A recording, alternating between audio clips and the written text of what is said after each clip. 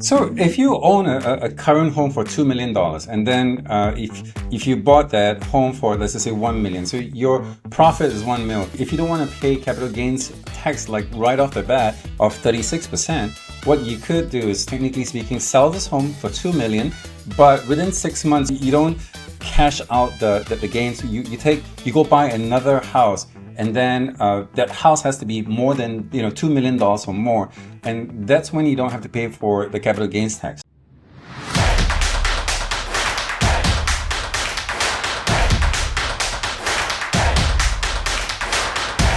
Hi there, good day. Welcome to my next podcast. We have a very, very special guest in the studio today, in our virtual studio. It is Mary Seo. And Mary Seo is a real estate professional and a financial consultant. She is going to talk to us a lot about real estate and some of the implications. We're going to cover 1031. We're going to cover a little bit of tax. So we're going to cover a myriad of topics. Mary, thanks for joining us. You grew up in Silicon Valley. I'm so excited to have you on the show right now. So you spent half your time in Sacramento and a lot of your time in much warmer Hawaii.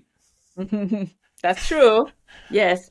Yes, I grew up in Bay Area, in generally speaking, and I moved to Cupertino when I was 1989 and graduated Oh, wow. from Mona Vista High School. And I went to college in Berkeley area, and also like later time I graduated through the MIT for the real estate courses. But since I got married, I moved to Sacramento, and I'm currently moving in Oak Grove in the greater Sacramento area, and it's been almost 27 years already. Yes. Wow. Okay, that's a long time. So you've seen Silicon Valley transform from what it was before and what it is today. I'm just curious, some of your thoughts on real estate in Silicon Valley? Yeah, basically when I was living in Bay Area, I was young. I was in high school age, and I was not in this field at all. I don't know what's going on, but I know that the fact that it was not Silicon Valley, but it became a Silicon Valley, and after that happens, that house market got so boomed, and the price of the real estate went up so much high. And as you know, as a realtor, right now it's just that like average home is about what, 2 to 3 million. It depends on the Yes, area, yes. right? So that's how it was. I remember that my parents, when they bought the house in early 90s, and this was in 93, they bought a three-bedroom, two-bath home for 350, but now it's worth it for 2.5 million. So that's kind of crazy. And you could tell, how much it was appreciated. Yes. Wow. Okay. So do you see this trend continuing, or do you think this trend is going to stop? Um, I think it's gonna slow down, but it's still gonna continue because of the location of the place. Yes. And Silicon Valley is a highly coveted area to live in. And the whole world, a lot of people from everywhere wants to come here. Would I be wrong to say that? Right, that is true. So Silicon Valley is well known, and for the high tech, and it's just getting like impact with the other companies that coming in from the worldwide, and then like you could say that appreciation of the real estate is keep going up. So if most of the people over here that bought houses a couple of years ago, and one of the biggest problems that people are facing is basically capital gains tax. How do you circumvent that? I know you've got some slides to show us, but generally speaking, is there a way to not pay so much?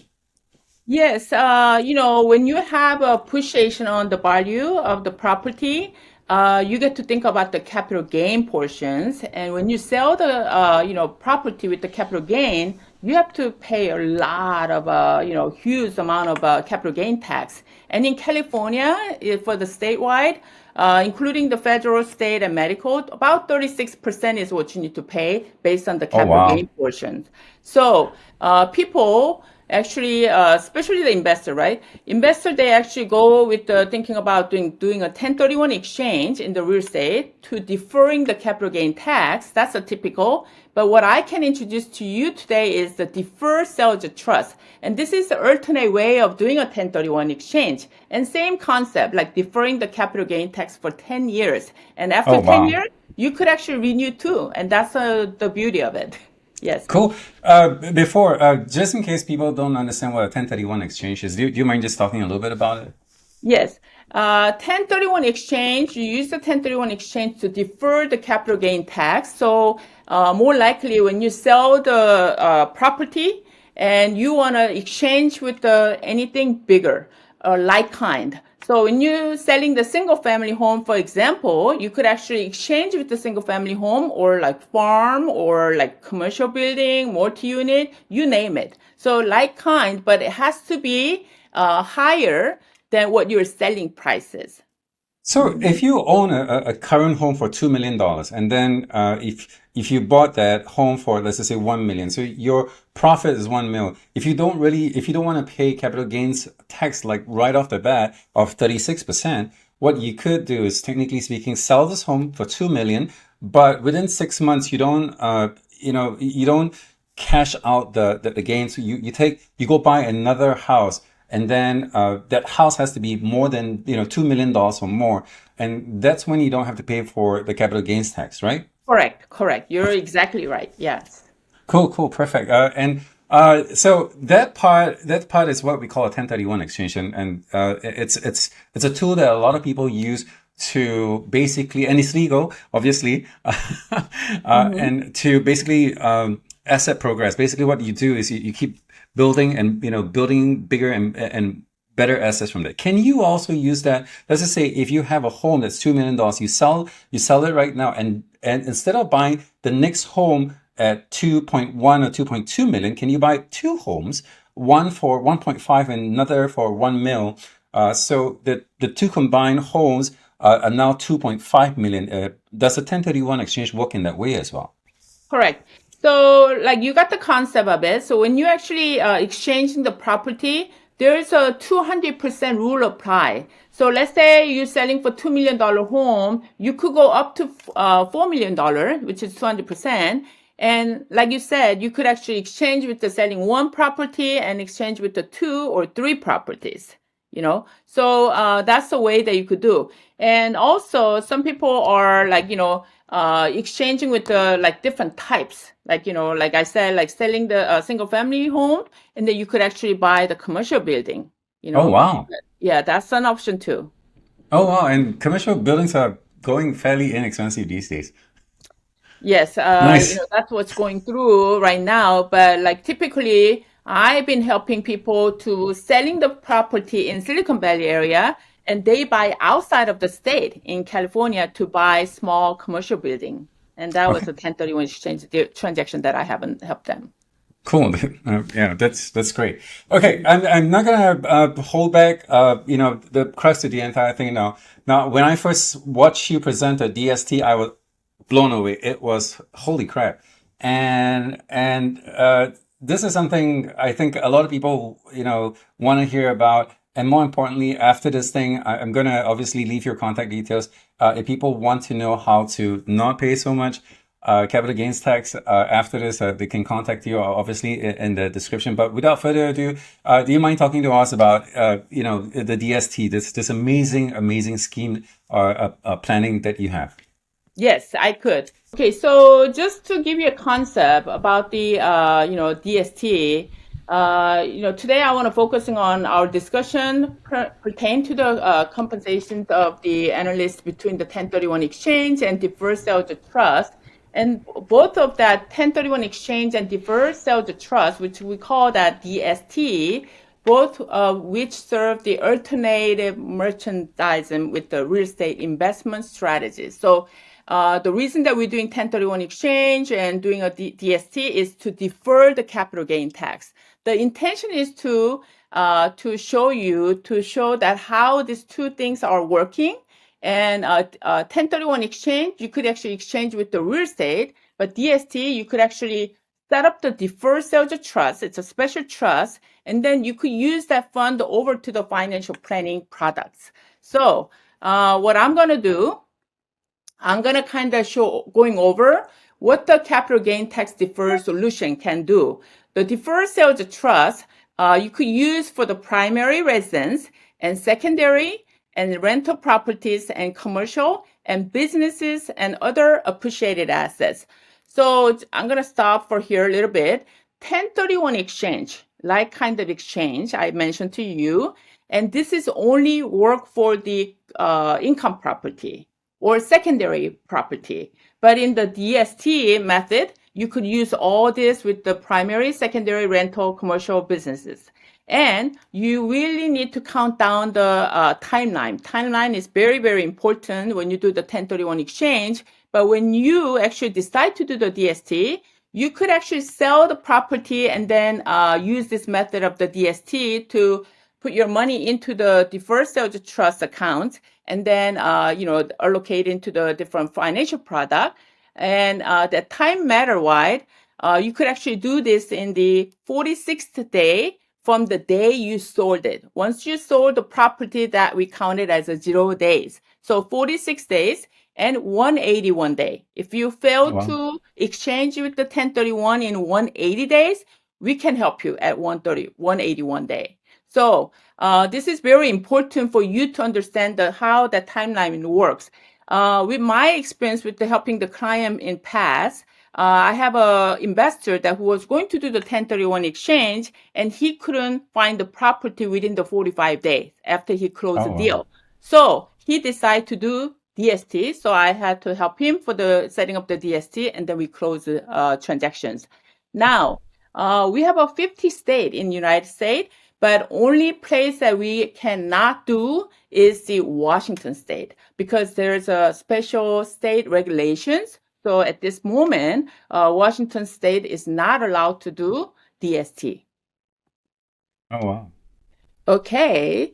So next is that I'm going to kind of show the overall picture of that how the DST work, and then this transaction is completed from the start from the end. As you could see, you have a client that who's selling the property. Now you have that fund goes to the DST trust account.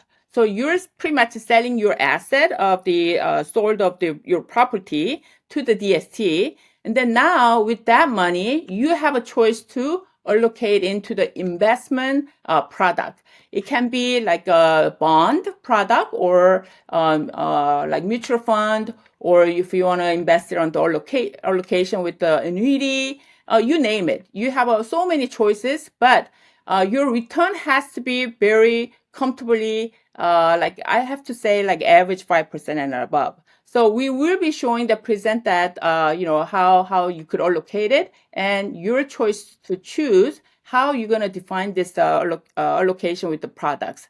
Now, once you do that, the whole purpose of doing DST is what? Deferring the capital gain tax. So you can defer for 10 years. After 10 years, you can renew to do the deferring the tax. Okay, so that's how it actually setting up. And one thing, when you set up the trust, there's a trust get involved. And also at very first time, there's a special trust, the deferred sales trust attorney get involved. So he's going to help, or he or she is going to help you to setting up the trust for you. Okay, so that's how the procedure goes. Now, this is just an example. Okay, we can find this kind of example in Silicon Valley. Let's say Oh, the yeah. John Smith bought a property, $1 million. Okay, I'm not gonna say when, but now it appreciated. So now he's selling for $5 million for his property. That means that you have $4 million gain, and that will be the tax. So like I said earlier, federal tax bracket is 20%. State tax for California is 12.3%, and Medicare is 3.8%. So what that means is that, your tax due for capital gain tax, if you sell and cash it out, $1,444,000 is what you need to pay to Uncle Sam. So It's a lot before of you money. Yes, it's a lot of money, and this is why that people doing 1031 exchange with their income property or investment properties. Oh This is wow. just an example for the case that I closed recently, and which was like in December last year. Again, the client that who actually decided to do the 1031 exchange, he failed to do so. So the selling price was $5 million. And of course, he was looking for the property for a long time, but it didn't work out. So in his case, the capital gain portion was $3.9 million. So if he had to cash it out, right? If he failed to do the 1031 exchange, no matter what, you have to pay capital gain tax, and that was 36.1%. Like I showed that tax bracket with earlier. So what that means is that in his case, he ended up have to pay 1,407,900 is what he had to pay for the capital gain tax portions. But by doing the DST, he actually saved this money to deferring it, and then he could actually bring more interest on top of the principal that he put it into the DST product. DST product that he choose with the federal bond, and 2/3 of his money goes to annuity. There's two different types of annuity, but that's how he designed it, and he's collecting the interest and leaving the principal to grow. So that, with that saying, the increase in gain for his part of it was 56% overall. Now, people ask me, this is like, legal and all that. I know it's funny, but yes, it is legal. And I just want to kind of point it out that the DST, Deferred Sales Trust, we use with the IRC 453 installment sales. I'm sure if you're in the real estate field, you probably heard about the installment sales. So this is how we use the concept of using this installment sale to doing the DST. And then deferred sales have been out there and practicing for 27 years. I personally got to know this plan about 3 years, and then I start to introducing to the people and then using this program and helping the client for the transactions about like less than 3 years. But I done pretty much like number of the cases so far. So a lot of people, they're very satisfied. And one thing that I want to tell you is this was reviewed by the IRS and FINRA, and it's also reviewed by the national tax law firms. So law firm, they don't have like all this program they can offer to you, but there's a number of people of the law firms are doing this the DST plan. And also this is the audit defense, and this is something that I really want to mention to you. If you happen to have audit by having this DST, the firm, the attorney that who hire you hire for doing the setting up the DST, he will be responsible for all these issues and then solving the problem for you. Next thing is that there's some minimums and terms on the DST. When you decide to do the DST, you actually need to have the transaction size should be minimum 500,000 capital gains on that. So let's say you bought $1 million property and now you're selling $2 million, then you have a capital gain of $1 million. So you are qualified for that because it's over 500,000. Now, this purpose of doing the DST is to defer sales tax for 10 years, but however, this can be renewed if the desire at the end of the 10 year. So you could continually renew for every 10 years. Now, I'm going to kind of talk about the fees, okay? The fee, there's a one-time fee to setting up the DST. That is if you have $1 million of the net or gross process amount, then they charge 1.5%. This goes to the tax attorney, okay? And if you have a more than $1 million of the net or the gross progress amount, then it's 1.25%. And this is for combine of the legal and tax structure fee. And this is the only time that you pay when you're setting up the DST.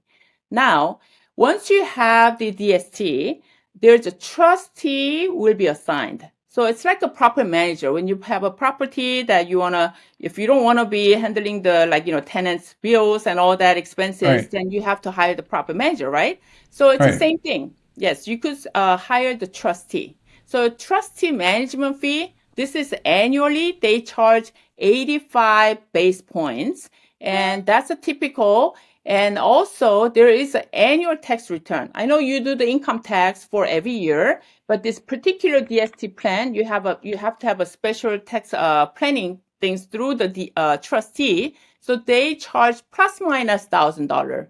I don't quote me. It's going to be thousand, but it's going to be plus minus $1,000. And Okay. if you decide to have the DST plan, and then let's say you allocate into the stock investment, mutual fund, those are the ones that you choose to do so. You need a financial advisor to managing the fund. So they charge the investment fees up to 65 base points on that, depending on the account size. So in the beginning, you're probably not gonna understand what's the 85 base point and 65 base point. What how you're gonna need to calculate it is that, let's say you have 100,000 part of your DST amount, you want to put it into the mutual fund. So you hire the financial advisor. They charge 0.65% of 100,000. Okay, so Okay. that's how you have to calculate it for the management fund. Now, so altogether, if you are located mixture of the mutual fund, stock, and like fixed annuity or index annuity, you name it, you could actually consider for all in for 1.50 base point. So you multiply whatever the amount times 1.5%, and that's gonna be your annual fee. And I think this is the end of it. So I'm gonna stop.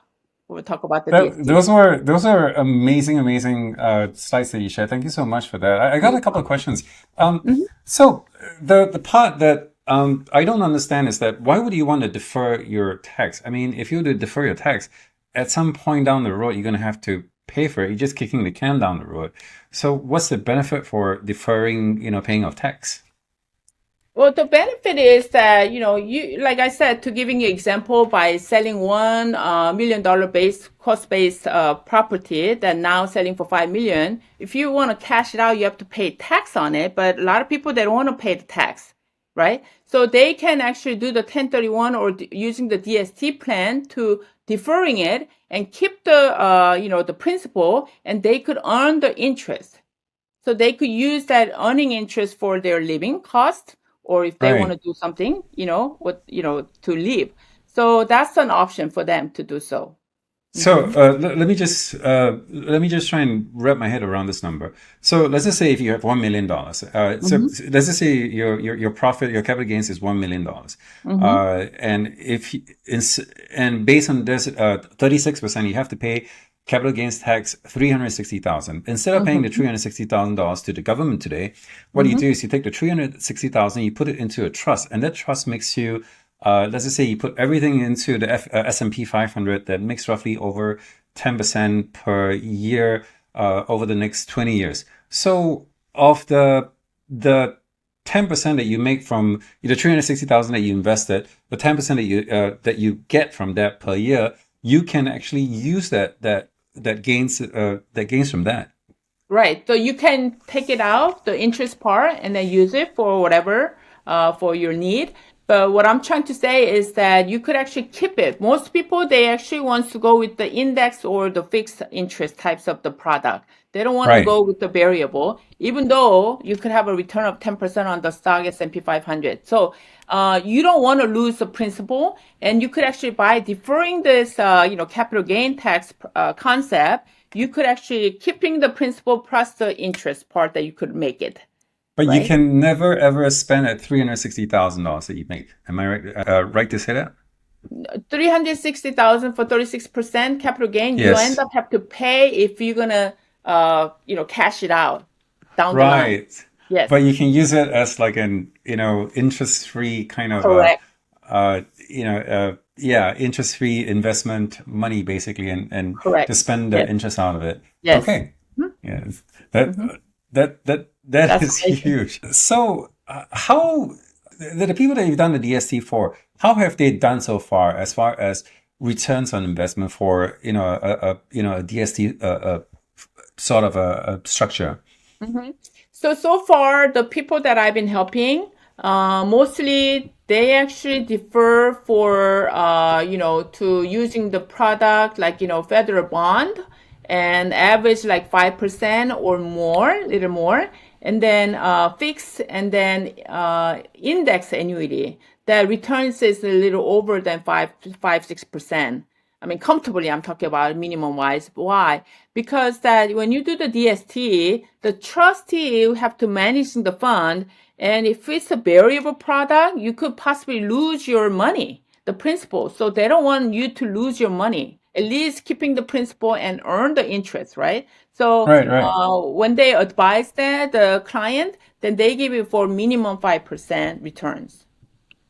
Right. And there are many various schemes that you can also invest that in. Correct. Wow, okay, that's huge. The people that have invested into one of the parts. So you have the 360,000 that you can't spend. It has to be in a trust. How about your own money? The 640,000. Does it have to be in a trust as well? Yes, all the money. Oh, So so I guess so you that you can't touch got your a own money as well. yes. This is how it goes. Your sales price of that $2 million, for example, Right, because you bought that $1 million property and it become 2 million, you sold it at 2 million. That two right. million has to go into the DST. It's like a 1031 exchange. Oh, okay. Mm-hmm. It's like that. So all two Like million you, has to go in. Not a right? not even that if you bought the house for $1 million, does that can you take out that $1 million? Can you cash out part of that cash, or all 2 million goes in? Yeah, all 2 million goes in, but you could actually, allocate it like with the real estate, or you just partially want to do 1 million to the DST. That's totally up to you how you want to do it. Okay, and obviously everybody's case is different, and that's why you probably have to sit down with somebody who Correct. wants to do some legacy planning, who needs to Mm-hmm. come up with a particular structure. Hey, when they go, this kid would get this amount, that kid would get an amount, the wife would get nothing or something along that line. Yes, that's Uh, right. so there'll be some legacy planning along to that, and Mm-hmm. everybody's case will be different. Mm-hmm. Correct. Okay, You're cool. right. Mm-hmm. Thank you so much. So I think, is there anything else you'd like to add? I mean, this is like a super amazing game changer, but I feel like if I would sit down and ask you some more questions, it will be another 5 hours. But I don't think I should do that. I think we should leave it as that and end it here. Did you want to put in anything else? Yeah, Any final with words? the common question that I'm having, when people actually invest, when they're the real estate investor, they love to, do the 1031 exchange. With this kind of market, it's very hard to exchange with other property because you cannot find the right property, right? I'm not Right, talking about the return, that's a secondary. So people actually using this DST, and then later in the down the line, 3 or 5 year later, they can actually purchase the real estate, But in wow, order to do that, when you're actually setting up the financial planning, whatever the amount that you're going to use for the reinvest on the real estate side, you have to think that those kind of product, it has to be flexible. You don't want to be like, tied up with the 10-year plan, and then you end up have to pay like, penalty to use that money, right? So you have right. to think in advance, what are you going to do for the next 10 years, What if you sold a $2 million? If you bought a cost base, your cost base is 1 mil. If it's 2 mil, but you still have a mortgage that is 500,000, does the DST model still work? So that's already taking out from your net sheet, like setting, Okay, net sheet. So yeah, you don't have to okay, worry about that. Yeah. got it, got it. That's huge. That is so huge. Thank you so much for sharing this with us. No problem. Hmm. I hope many other folks will be able to take advantage of this and maybe build an even bigger legacy for themselves and their family. Yes. Thank you. All right, thanks, Mary. Hey, Okay. thank you guys so much for coming on a little podcast over here. I hope you enjoyed the information. If you do, if you want to find out a little bit more about what a DST is, you can either contact me, Charlie Giang, from EXP, or you can contact Mary Seo. I'll have her details in the description as well. Thanks again. I really appreciate you coming on the show. And yeah, all right. Have a great one. Okay, Aloha. have a good day, Charlie. Thanks, Mary.